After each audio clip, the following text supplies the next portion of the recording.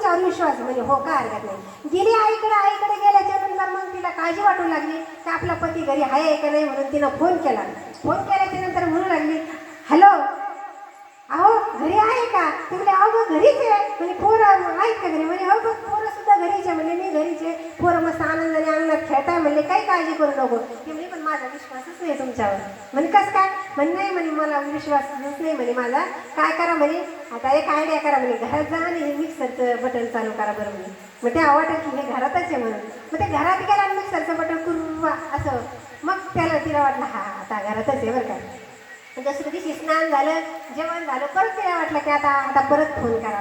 परत फोन केला पतीला अहो घरीच आहे का? हो म्हणे आम्ही घरीच आहे म्हणे काय पोरं सांभाळतोय म्हणे घरीच आहे बाहेर कशाला जाऊ मला काही तुमची गॅरंटी येत नाही म्हणले. मग काय करायचं म्हणले परत मिक्सर चालू करा. मग परत त्याने मिक्सर चालू केलं. तिला वाटलं बाबा घरीच आहे. असं करता करता 2 दिवस लोटून गेले महाराज. तिसऱ्या दिवशी घरी आली. घरच्या आल्याच्या नंतर अंगणामध्ये मुलं खेळत होते तर ती लगेच ओरडू लागली मम्मी आई आली म्हणून.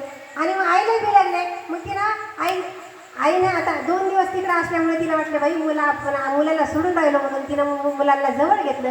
विचारू लागली. मग ती म्हणे आई म्हणे मुलं चांगलं राहिलात का तुम्ही? तुमच्या बाबांनी तुम्हाला चांगलं सांभाळलं का? हो म्हणे आई तुला खरं सांगू का अगं जशी तू आजीकडे गावाला गेली तसे पप्पा मिक्सर घेऊन गायब.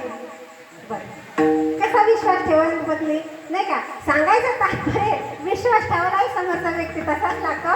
तर सांगायचं की परमात्मा असो वा प्रपंच असो विश्वास हा फार महत्वाचा आहे. म्हणून या प्रपंचामध्ये आपण विश्वास ठेवून आपल्याला काय दुःखच भोगावं लागणार आहे ना. म्हणून जगद्गुरु तुकोबाराय महाराज म्हणतात एरती माईके दुःखाची जनती. कारण हे सर्व दुःख आहे याच्यात सर्व दुःख भरलेलं आहे आणि तुम्ही याच्यावर विश्वास ठेवू नका.